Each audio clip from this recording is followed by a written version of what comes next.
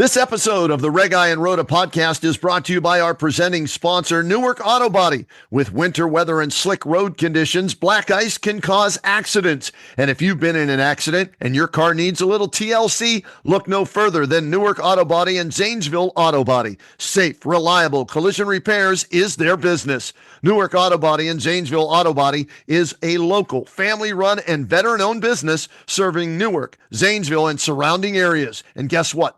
They work with all insurance providers to make your experience hassle-free. And if you are a U.S. military veteran, even better, ask about their special discounts for vets at the shop, and they will be happy to help. Look, it can be hard to find a trustworthy car mechanic, but the people over at Newark Auto Body and Zanesville Auto Body have you covered. They care for you first and make sure they keep you safe and get you back on the road.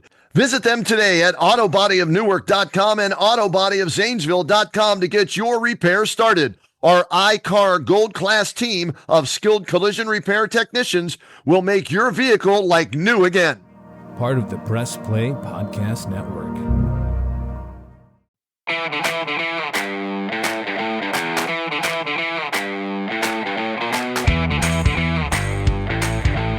And welcome to another Reghi and Roda podcast right here on the Press Play Podcast Network. Shout out to our fantastic producer, Ty Cordts, who makes sure all of you out there in the podcast sphere are able to get this RnR podcast. And Michael Reghi, Super Bowl 59, the combatants are set. It will be the Kansas City Chiefs and the Philadelphia Eagles to try and crown Super Bowl 59's champion. And in one game, it was a complete blowout with Philly over Washington. In the other one, it was deja vu all over again for the Chiefs and for the Bills, right? Yeah, no question, Kenny. We spent 7 hours today watching the maybe the best day for the National Football League and the conference championship games today. And I got the first one this afternoon all wrong. I really thought that the way what I saw of the Washington Commanders and the way they went into Detroit and played so very well and took out the heavily favored Lions, I thought, well, they've got a shot.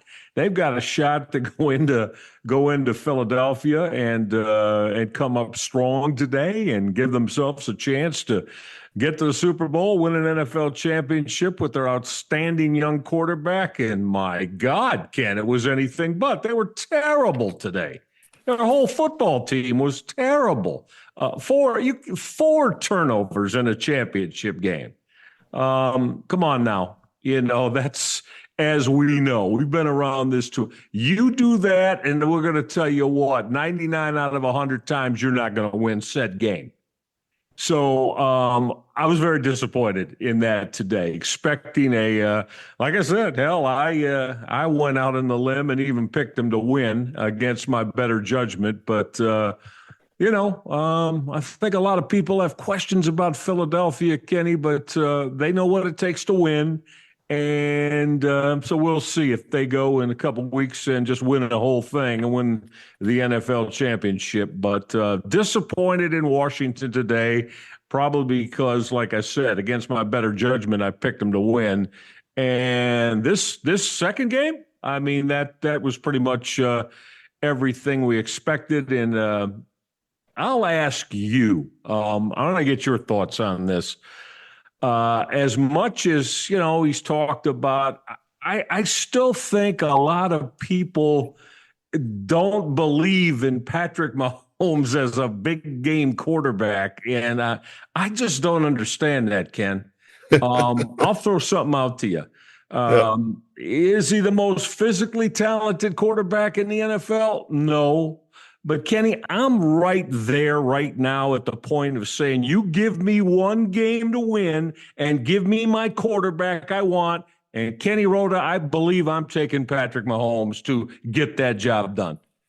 Michael, I've been saying that all year on the Kenny and JT show on WHBC. In order to be the man, you got to beat the man. Woo! And the man is Patrick Mahomes. Second all-time postseason wins. I think he picked up postseason win number 17 tonight, Michael. Yes. So yep. You're right. Yeah.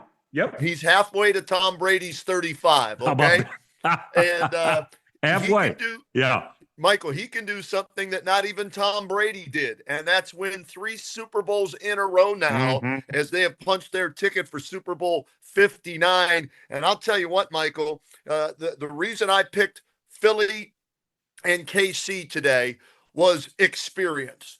I didn't think Washington could make it 3 road wins in a row, Michael. I didn't think with a rookie quarterback and on the road for the third straight game that they could do it 3 times in a row. So I went with the experience of Jalen Hurts and the Philadelphia Eagles, and the same with Kansas City. Buffalo undefeated at home, but they were on the road. And yeah, they beat them in the regular season, but that was in Buffalo, right?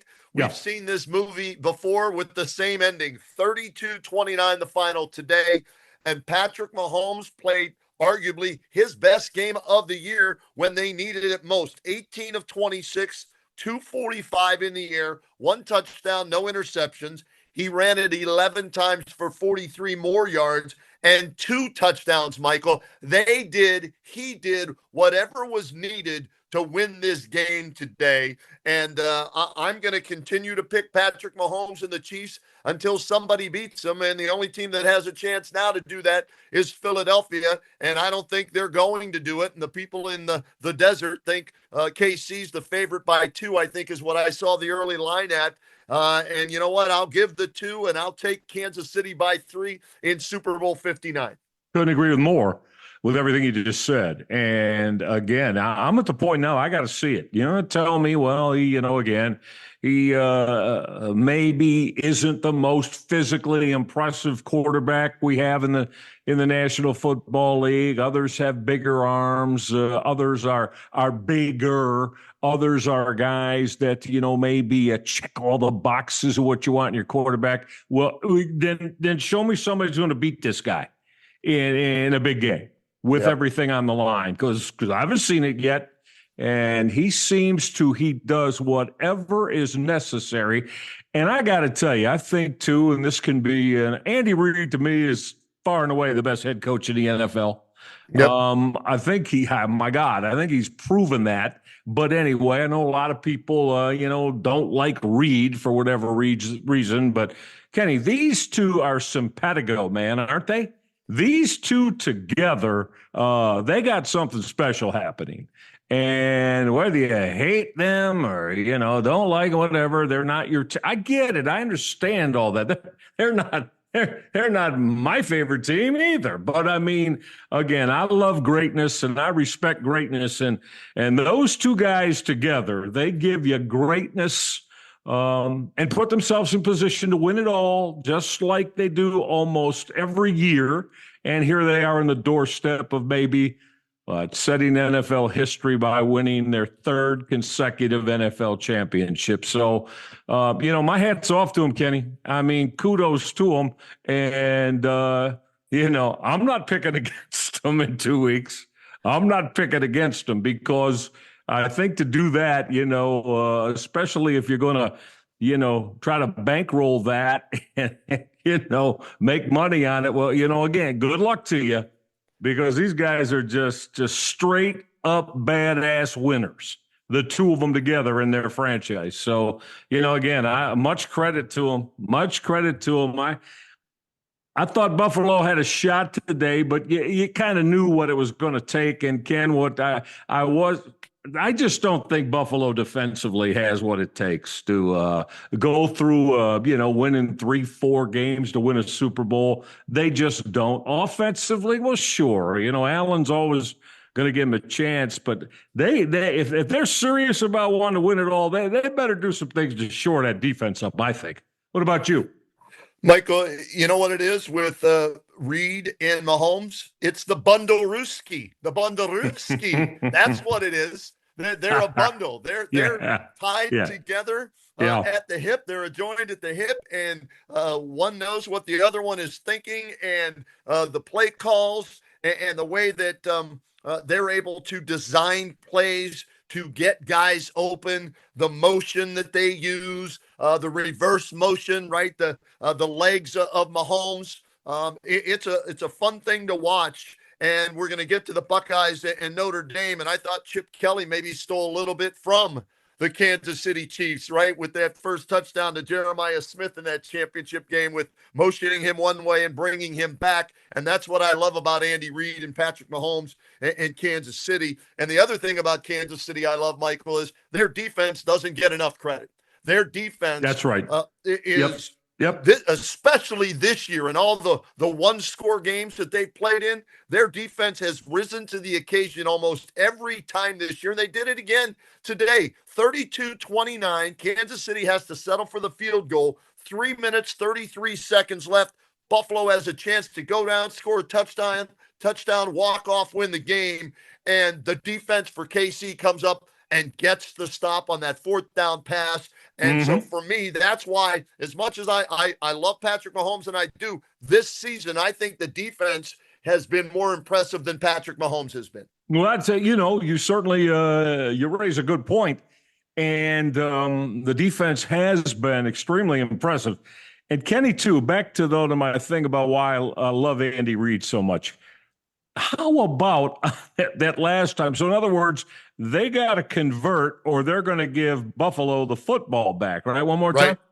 He inserts Samaj Pirine. Right. Kenny, Samaj Pirine, who had not played all game long and had not touched the football today all game long. Not only does he insert him, the play is called. He lines up, runs that wheel route out of the backfield, and Mahomes is right on him. Bang, first down, game over. We're going to throw the ball, says Andy Reid, to a guy who hadn't played all day, Samaj Pirine, to close this out. Now, see, to me, that's why. I mean, that's just... That stuff most coaches wouldn't dream of doing, Ken. I agree with you 100%, Michael, and I love the aggressive mindset there. And putting the ball in the hands of your best player in Patrick Mahomes and letting him make a decision. Do I throw it there? If it's covered, okay, I'll tuck it and run. They don't have any timeouts left. I'll stay in bounds. We'll run time off. Then we'll decide if we want to kick the field goal or punt the football. But no, he reads the defense. As you said, the back sneaks out.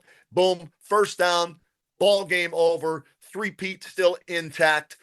With the opportunity to do something nobody's done in the Super Bowl era, and that's win 3 of those in a row. So this team from top to bottom. How about special teams today too, Michael, right? Big kick return, punt return, whatever that was in the second half as the offense stalled on their first couple of drives. And the momentum, you get a stop on D, you get a big return like that. So I love this team from top to bottom. I think they're the best team in the NFL. I put money down on them before the season started in a futures bet. Not a lot, but, to win it, because like I said, until they aren't holding the Vince Lombardi trophy, I'm going to continue to bet on Patrick Mahomes and the Chiefs.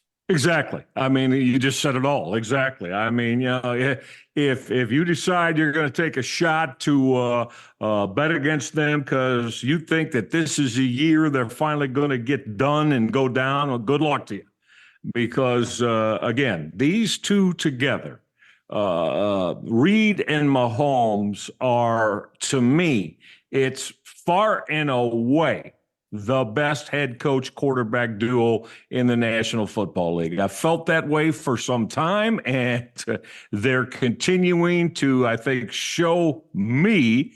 I'm going to remember that for a long time, because I looked at it and I thought, wait a minute, he's putting Pirine in. Pirine hadn't played the whole game. Right. Well, not only does he put him in, well, yeah, I put him in, Reghi, because we're going to throw the football to him on the biggest play of the game. So, I mean, to me, that's next level stuff. That's just next level stuff. So, again, Philadelphia, they really got their work cut out for them, because it's going to be very, very difficult to beat that duo of Reid and Mahomes with everything on the line. But, Michael, how about the performance by Saquon Barkley and Jalen Hurts today? They each scored 3 touchdowns. Barkley over 100 yards rushing the football today. 55-23, I think, was the final as Philly destroys Washington. And that was as impressive of a performance as I've seen in a long time in a championship game, right? Like that. But they're going to have to play, guess what? Even better than that if they're going to take down in 2 weeks the Kansas City Chiefs in New Orleans, February 9th at 6:30 in Super Bowl 59. Well, yeah, they are. And, this run, this season, especially this playoff run that Saquon Barkley is putting together, I mean, it's one for the running back ages. And, of course, in this time, Kenny, when pretty much all we do is say, all of us, yeah, running backs, running backs aren't what, it was in the NFL 20, 30 years ago. And they've got the most dominant running back in the NFL, and they feature him.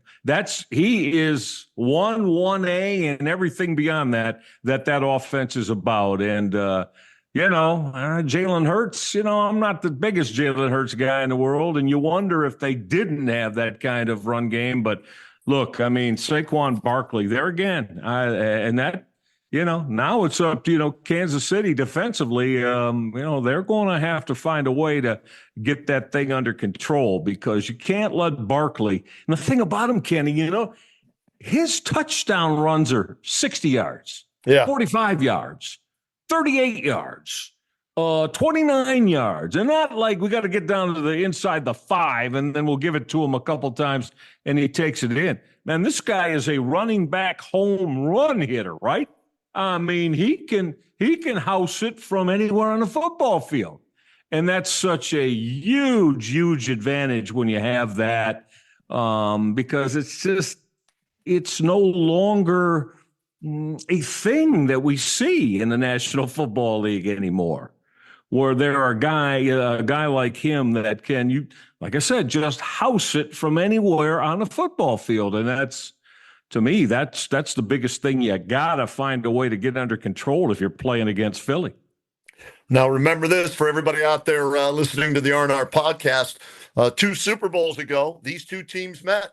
It was Super Bowl 57 in Glendale, Arizona, and Kansas City comes away a 38-35 winner in that game over the Philadelphia Eagles. So the Eagles were close, but just like the Bills, couldn't get it done. And now we'll see what Nick Sirianni and company have up their sleeve to try and get over the hump and make sure that nobody in the history of the NFL ever has three-peated in the Super Bowl era. So a lot of buildup over the next 2 weeks leading up to this one, Michael. And these were the 2 best teams in the regular season, right? Philadelphia 14-3. KC 15-2, so 1 versus 2. It's the way it should be, and I'm looking forward to it on February 9th. Yeah, me too. And you're right. They've proved to be the 2 best teams in the National Football League. And regardless if you have somebody you think is better than them, well, again, I don't know, because to me, far and away, these are the 2 top teams in the league. So it's just and right that they're playing to win it all and be the champion of this 2024 National Football League season. Should be fun, though. I do expect a tight game, Ken, and we've got a couple of weeks to kind of think all about it and get our selections and picks out there.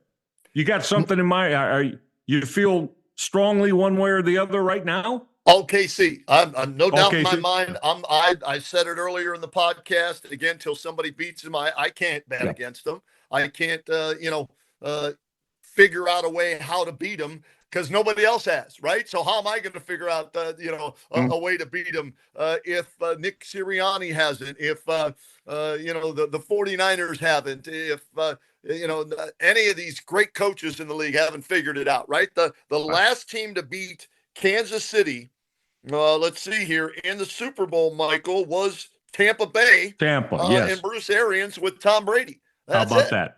Yep. That's right. That's the last one. So, like I said, it's that no, I cannot go against the Reed Mahomes combination now, because they continue to basically get, it's almost like they defy, you just said it, right? They defy you. Okay, opponents, you come up with something that's going to take us out, especially in this time of year, right? January, Super Bowl be early February. They're just, they're extremely difficult to beat this time of year, and I think their record shows all of that. And you said Mahomes today, he now is by himself behind Tom Brady with the most playoff wins ever for a starting quarterback. And I don't know. It's a long way to go. He's got to get 18 more, so he'd have to. That's in the current configuration. That's 5 more football seasons of win, and you got to get to the Super Bowl. The 5 more football seasons to break Brady's playoff mark of wins. Right. But you know what? If we're sitting here 5 years from now and Mahomes is right there, would it shock me? Nope. Not at all. Not at all. Michael, they're going for a three-peat. He's going for his 4th. If he gets number 4 this year, he's more than halfway to Brady's 7 as the only quarterback to win, Yes. 7, Super Bowl. So, and ironically, like we said, the last team to beat KC in the Super Bowl was a Tom Brady-led Tampa Bay team. You look at their Super Bowls, though, Michael, very Belichick Brady-esque. And I mean it from this perspective. KC 25, San Fran 22 last year. 2 years ago, KC 38, Philly 35, right? They're winning close games. Go back and look at all those close games that the Belichick and Brady teams won, right? Vinatieri field goals here and there, late game drive, good for a field goal, walk-off win. Their first Super Bowl, right? Brady leading them down. So there are so many similarities between Reed and Mahomes, Belichick, and Brady. I think it's very interesting that we could go back and look at those similarities between those teams and those quarterback head coach relationship. Both of them are big time winners. Maybe going to go down as the 2 greatest winning pairs, head coach, quarterback ever in the history of the National Football League. Hell, to me, you could make that case right now, to be honest with you. But Reed and Mahomes will continue to rack up more playoff wins before they're done. And we'll see how close they get to the Brady-Belichick 35 playoff wins, the most ever all time. And here's you throw in Bradshaw and Noel. Those are the top 3. Oh, yeah. Right there. Yeah. There's Belichick and Brady 1. 4 Super Bowl wins? Yeah, right. Yeah. And then Bradshaw and Noel 2, and now Reed and Mahomes 3. And if they win in 2 weeks, they'll be tied with Bradshaw and Noel as that head coach quarterback combination, of getting it done. So, and when you look back, I was just doing some research here on the last 7 Super Bowls. Kansas City a winner, Philly a loser. Kansas City a loser to Tampa Bay, Kansas City a winner. Philadelphia a winner. So 6. 6 times in the last 7 years, KC, Philadelphia were either in a Super Bowl or played against each other. That's right. These are the 2 best football organizations right now in the National Football League. And like I said, that's why I'm excited about Super Bowl 59, because if anybody can do it, it would be Philadelphia, right? Because they won a Super Bowl back in Super Bowl 52. So there's that positive momentum or that positive juice, right? That good feeling that this team is one of the elite in the NFL, having played in the Super Bowl just 2 years ago with a lot of these players having that experience. You have to think that bodes well, but they still got to figure out how to beat that Mahomes magic. Yeah, no question about it. And, Nick Sirianni, he's trying to move up that coaching ladder that we were just talking about. But again, you're going to have to beat Andy Reid. And, and maybe he can. Maybe he'll get that done. But, again, right now you're giving me a head coach and a quarterback that I can play a championship game with, and without hesitation, it's Reid and Mahomes. And you probably won't go wrong with that until someone starts proving that to be wrong, that they can go out and get the best of those 2. So, we'll see. We'll see what, Philadelphia comes up with. I mean, I don't know. Can Saquon Barkley rip up the KC defense and run for, $180 or more and 2-3 touchdowns? Well, that would give them a chance, but I think that's what they'll need, Kenny, that kind of Herculean Barkley performance to have a legitimate chance of winning it all. Michael, I'm going to go back to Belichick and Parcells going against the Buffalo Bills K-gun offense, right? Right. Yeah. 20-19 the final. How'd they do it? Otis Anderson running the football, 15 play drives, chewing up 7-8 minutes off the clock, shorten the game, right? Yeah. Keep the ball out of Mahomes' hands. And when you get in the red zone, you can't score no field goals. You got to get touchdowns. And who was the one team that did that to New England and Tom Brady? It was Philadelphia a few years ago when they said, you know what? In order to beat the champs, you got to score touchdowns and not field goals, right? And they had did. the Philly special, and they rolled the dice, and they knew they had to hit on those in order with to Nick win. Foles, right? There you go. MVP, Nick Foles out of nowhere. Nick Foles doing his best Cardell Jones impersonation of coming from nowhere and winning a championship.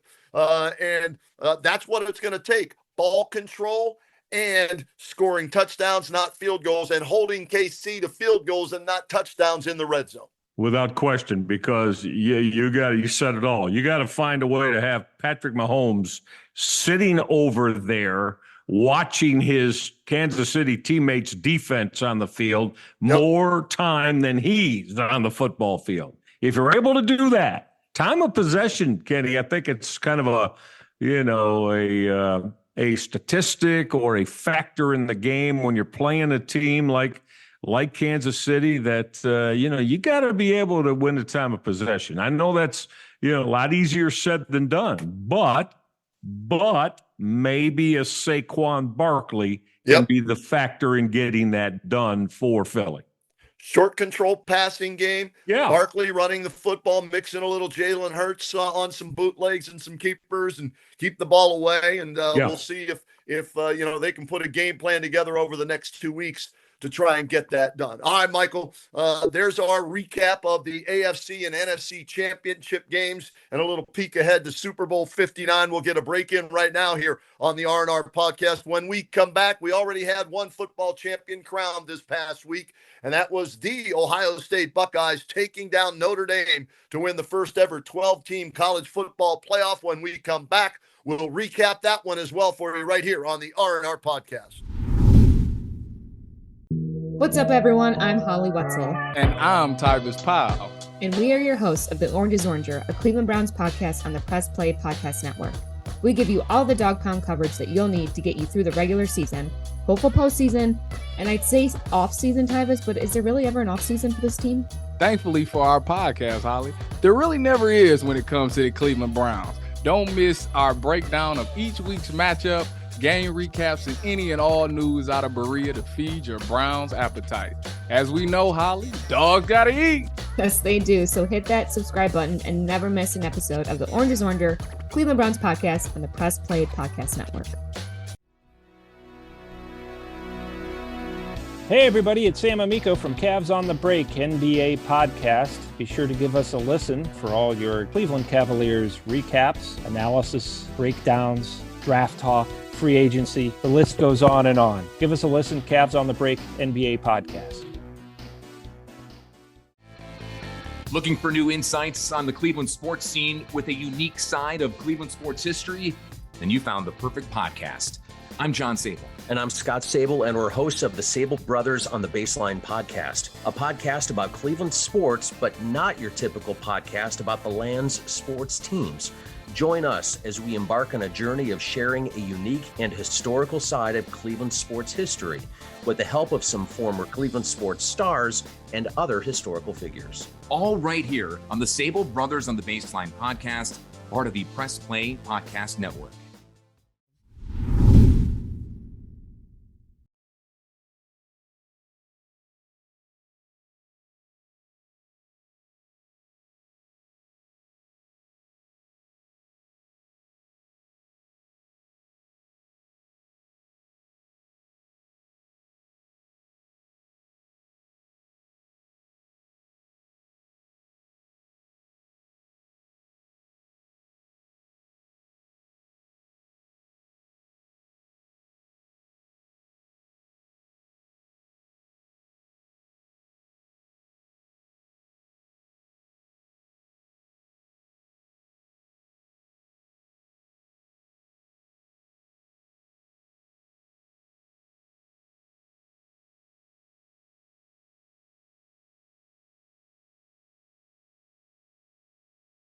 And welcome back to the RnR podcast. Michael Reghi, yours truly, Kenny Roda, with you here. We just broke down the AFC NFC championship games and looked ahead to Super Bowl 59 between KC and Philly. We'll see which one of those is your NFL champion. Your NCAA college football champion in Division I was the Ohio State Buckeyes. You talk, Michael Reghi, about going from the depths of despair to the top of the mountain, shouting at the top of the mountain, beating your chest as the champions. That's what the Buckeyes did in a matter of about 6 weeks. The embarrassing home loss to Michigan, 13-10. Didn't know which Buckeyes team would show up in that first game against Tennessee, but boy, once they showed up, they were the most dominant college football team, arguably in the playoff era, to run 4 games, beating Tennessee, Oregon, Texas, and Notre Dame 34-23. How shocked were you that they were able to figure it out and get it turned around and make this historic run? I'm not going to call it shocked because, Ryan Day's a hell of a football coach. He's got a hell of a staff with him. And, of course, I think their playing talent speaks for itself. So shocked, no, but surprised, more so from between the ears, Kenny, and from the neck up, that Day and his staff were able to resurrect, had to be just again. And just recalling the look on his face as, following that 4th consecutive loss to Michigan. I mean, Ken, he looked like a lost, defeated man. Yep. And as if, what the hell do we have to do to beat this football team that just happens to be, of course, their hated rival. Right. So for him to get himself and his coaches and find a way to get the players out of that funk and get back to the task at hand, which was we're going to win 4 football games and be, the national champions. Masterful. Masterful. Now, I think the players themselves, it sounds to me, Kenny, had a hell of a lot to do with it. I think there was a lot of them getting together too and saying, basically, okay, so, we can't do anything about another loss to Michigan right now, but the only thing we can do is go win the national championship. And I think so their resolve and their belief in each other. And how, Kenny, how that rivalry is, man. When things don't go your way, we've seen it on both sides. Talking about Ohio State, Michigan. Things can splinter and things can fracture, and guys can basically say, the hell with this. I'm done. I'm getting the hell out of here. And not want to play in a bowl game. And the drill. You know what I'm talking about. Well, They did anything but that. So in this day and age of college football, that to me is something special and goes a long, long way to saying what type of football players and guys you got in that program that said we still got something to play for, because Kenny, that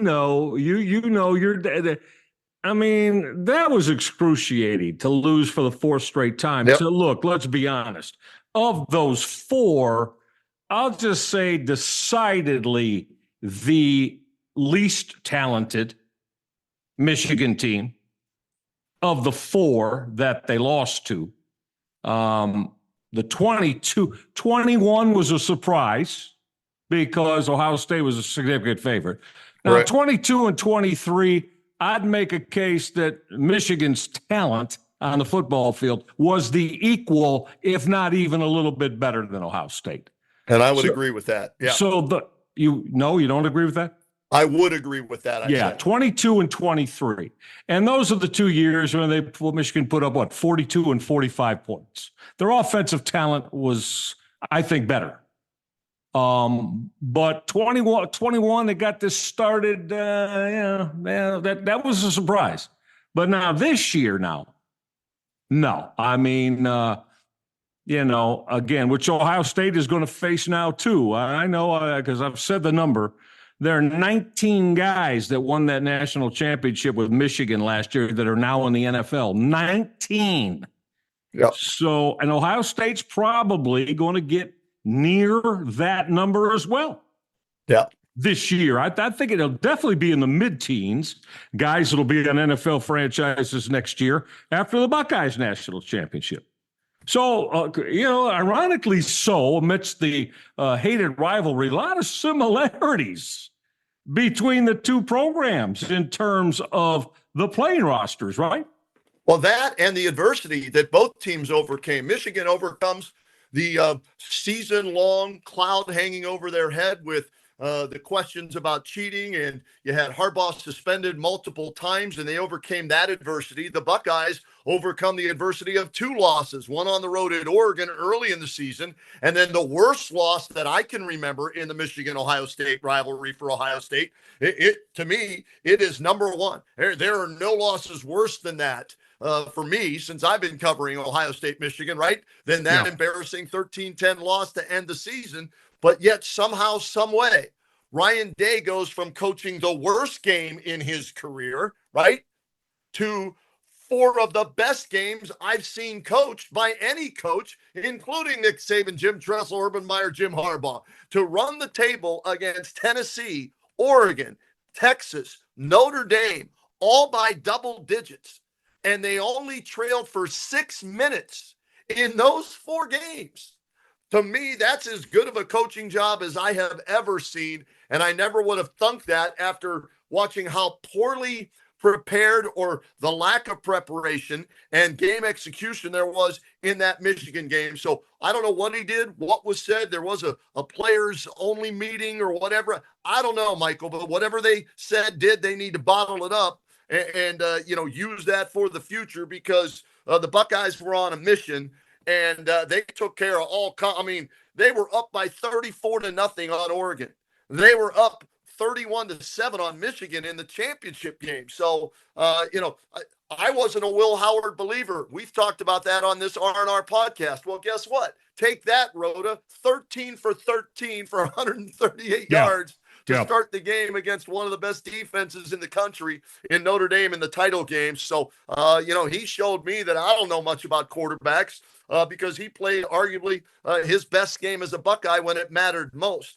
Quinshon Judkins is going to be forgotten in that championship game. All he did was score 3 touchdowns because everybody's going to talk about Jeremiah Smith and his early touchdown and then the late catch to seal the deal, basically. But I'll tell you what, man, Quinshon Judkins, whoever gets him in the NFL, they're going to love him as a running back in the second round, probably is where he's going to end up going, or Travion Henderson, who the previous game was a stud. So a lot of comparisons. You're right, between Michigan of last year and Ohio State of this year, and the end result for both teams was a national championship and bringing the Big Ten back to prominence as the best conference right now in college football. Well, that's the thing I love about it the best. I mean, of course, because we up here, and I'm the ultimate Big Ten guy, have been my whole life. So, I'm always about, I'm going to be with the Big Ten. Anytime whoever's representing the Big Ten, and I'm going to be with them. Because I do think the conference as a whole always has, well, not always, but not when, we were kids, Kenny, but maybe in the last 20 years, fairs had to take a big back. So, the SEC is king. It's the SEC, right, and then everybody else. Well, I think when you're talking back-to-back national championships with, and the thing I like about it too, Ken, is, and it was of 2 of the, if you're talking about the history of college football, 2 of the major blue bloods of the sport that got the championships done for the Big Ten. And, you can tell me all you want. Well, of course, every program has gone through periods of having, runs that they're not impressed with or they're not happy about, down runs. But the bottom line is you got back-to-back championships from the conference, and I hope it can continue, quite honestly. It'd be nice to And, hey, look, with a program like Oregon that's in now, and I don't know, you expect even maybe USC is going to find their way back to the prominence they once had in previous decades. I feel good about that. The Big Ten can continue to run strong and stay with championship possibilities virtually each and every year. And Michael, we're already seeing how the transfer portal NIL dollars can affect teams, right? Yeah. The Buckeyes benefited from it greatly, bringing in Caleb Downs from Alabama, Seth McLaughlin from Alabama, Will Howard from Kansas State. And that's fair to say those were three non-Buckeyes from a year ago that definitely helped them get to and win the national championship, but also the money they spent on keeping their own guys and bringing Jack Sawyer back for a senior year, JT Tuimoloau back for another year, right? Yeah. Making sure that they go out and recruit a freshman like Jeremiah Smith. And I saw his, valuation at like $3.5 million in NIL type money and everything. So, with that, the Big Ten's got deep pockets at a lot of schools, so much so, Michael. How about the move today? I'm watching the Buckeyes championship rally today at the Shoe in Columbus. It was on the Big Ten Network. And I'm seeing Ryan Day up there, and he's talking, and he's thanking all his coaches, and he thanks his offensive coordinator, Chip Kelly. And I'm like, where's Chip at? Well, Chip was out recruiting today, all right? So that's why he wasn't there. Then he had some nice things to say about his defensive coordinator, Jim Knowles. I'm like, oh, okay, they're going to show Jim Knowles. Wait, there's no Jim Knowles. Well, he wasn't out recruiting. I didn't see that. Well, guess what? He was being recruited by Penn State. So there's money that, these teams are spending not just on players, but on coaches now. Reports are that Knowles will leave Ohio State, go to Penn State, 3 years, $10 million to be the highest paid assistant coach in college football history. So, Penn State's going, you know what? Michigan went in all in 2 years ago. Buckeyes went all in this year. We got a lot of guys coming back. Aller's coming back.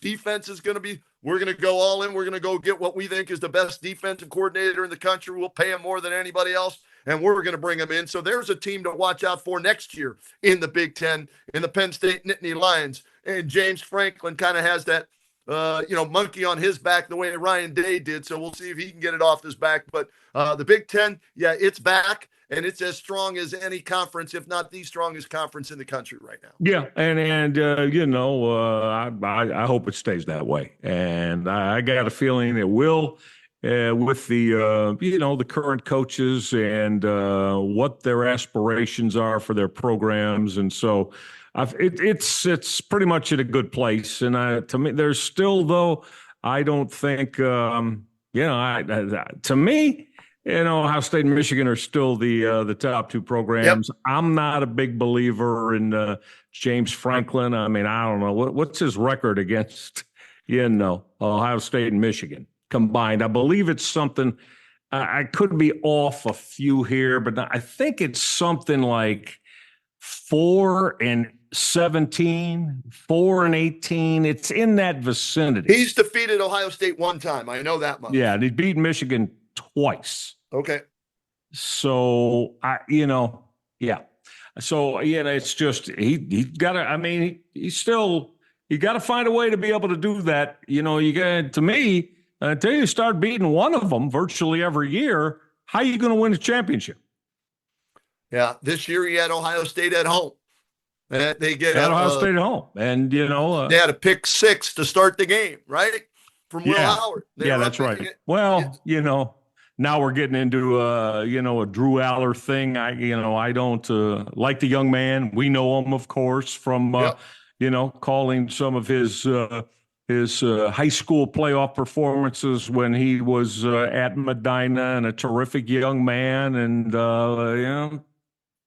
we'll see. I don't know. Is he a national championship type winning quarterback? Well, he's got one more year. Figure it out. It was wise for him to come back because he needed another year. And maybe no doubt about that. Yeah. Just like Will Howard coming back. Maybe that will be the benefit for him. Franklin's record against top 5 teams at Penn State, 1-14. There you go. 1-14. Yeah. Okay. against top 10 teams, 3-17. So that's why you and I have our reservations about whether or not, Penn State can be that national champion. So, Right. But the Buckeyes, kudos to them. They get their 9th national championship in school history. They win the first ever 4-team playoff. They win the first ever 12-team playoff. So I'm hoping they change it to like a 16-team playoff next year, because it seems like whenever they go to the next level, the Buckeyes. But hey, Julian Sayin is going to have Jeremiah Smith to throw to, Carnell Tate to throw to. The O-line's going to be solid. The running back room's going to be light. I know they got a transfer in, I think, from West Virginia. The defense is going to be solid on the back end, but they got a lot to replace up front and with the linebackers. So it's going to – I don't have expectations of a national championship next year for the Buckeyes, at this point in time, Michael, because I'm just being realistic. I will go in next year with that open mind and hoping for the best, and hoping that by the end of the season they get in as one of the 12 teams, and you see what can happen with them. Because your point to something you said earlier, the guys they're losing this year, my goodness, Captain Jack Sawyer with the legendary Sawyer sack scoop and score against Texas, Tuamaloa, Cody Simon emerging as arguably the leader of that entire defense at linebacker, MVP in the Rose Bowl and the championship game. Caleb Downs is back to anchor that defense. But it's going to be, there are going to be ups and downs next year too. And what do you think Notre Dame's future is with Marcus Freeman? Because they got blown out early. Give them credit. They at least made it a game into the fourth quarter, but they come up a little bit short. Are you high on Marcus Freeman at Notre Dame? I'm very high on Marcus Freeman, but I do think he's going to have to start to recruit a little bit better, and especially at the quarterback position. You got to have the quarterback, and I think we know that, and so we'll see. But yeah, I would expect him. I think Notre Dame under Marcus Freeman, Kenny, is going to be a perennial top 10 program every year. And, probably in their better years, they're going to be a top 5 program. I think he's a terrific head coach. And I would think because of, his charisma, and, he's always got a smile on his face. And what I've been told is that he relates, what is he, 36 years old? 38. He just turned 38. Yep. He relates wonderfully well to the players, and he can go in and certainly turn on that charisma in the house with recruiting with mom, dad, and auntie and uncle and grandma and grandpa to get the kids he wants. So yeah, to me, I think they're going to be. If you're a Notre Dame fan, I think you're going to be pretty happy over the course of the next many years under Marcus Freeman. Now, Ken, we know, though, this the other night was, and I think, so Ohio State won their second championship in a decade, right? That 2 in 10 years, 14, and then the 24 season. I think that's damn good, man, in this day and age of college football. I'm sorry, this isn't the 70s and 80s anymore. And I say this to every fan. If you think you're going to run off 3, 4, 5 in a row, no. Yeah, the Nick Saban Alabama days. Yeah, no, it's not going to happen anymore. And again, I know you fans, your team, and they're one of the I get it, but you're going to have to show me that. I don't think it's doable anymore. There's too many variable factors involved. And also, you got too many damn good coaches and are now able to recruit and get the type of players they want and need. So, Ken, like I said, I think to me, if you win 2 every decade, 10 years, I think that's extraordinary in this day and age of college football. Absolutely. 100%. I couldn't agree with you more. And by the way, I correct myself. He's 39. He was 38 going into the playoffs. Okay. He had a birthday on January 10th. So Freeman is not even 40, 39 years old. So bright future for Marcus Freeman. And here's the other thing about Notre Dame, Michael. All the money they got, they get to keep because they're an independent. They don't have That's to right. share that with any other schools. The Big Ten, if you play in a bowl game, you have 4 playoff games like that, you got to share whatever money you get with the rest of the conference, which is now 18 teams, right? So, Notre Dame gets to keep all that NBC money as well as the playoff money and bowl money. So that's going to benefit them should they decide, you know what, we need to go spend like the other schools are spending now in NIL money to go get that quarterback and not somebody from Duke, in his last year can come and lead the, as I call them, the crying Irish back to prominence that'll make suffering fuckatash Lou Holtz feel good about his team. I know you don't have any love loss for him, but buckle up, buddy, because under Marcus Freeman, I don't think they're going anywhere. I think they're going to be, like I said, top 10 every year. Their better years are going to be top 5. How long will he be there? I don't know if he's got NFL aspirations. I have no idea, but I think if you are a Notre Dame fan, I think you've got a lot of good things in store for you with Marcus Freeman at the helm.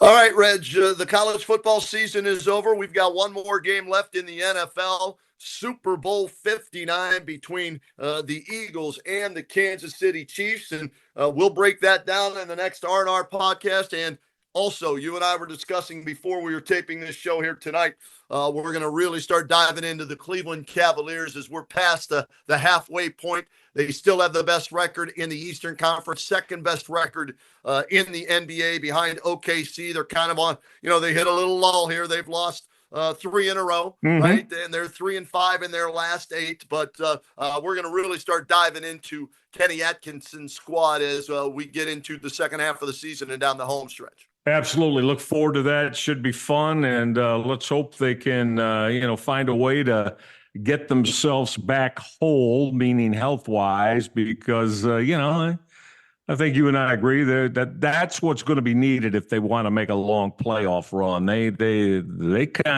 Those 9 guys that Atkinson plays all the time, they need each and every one of them playing their roles and respective jobs and for the entire team success. And we'll get into that. Yeah, Ken, when we talk about it next week.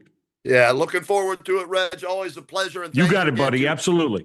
All of our loyal listeners out there who continue to find us, follow us, listen to us. We appreciate it. Subscribe to the RnR podcast. You can follow us on Twitter at Reghi Roda, and we'll continue to do what we love to do, and that's to chop it up sports talk-wise right here on the RnR podcast. And thanks to our producer, Cordts, as always, making sure this gets out there in the podcast. Michael, we'll talk to you next week, pal.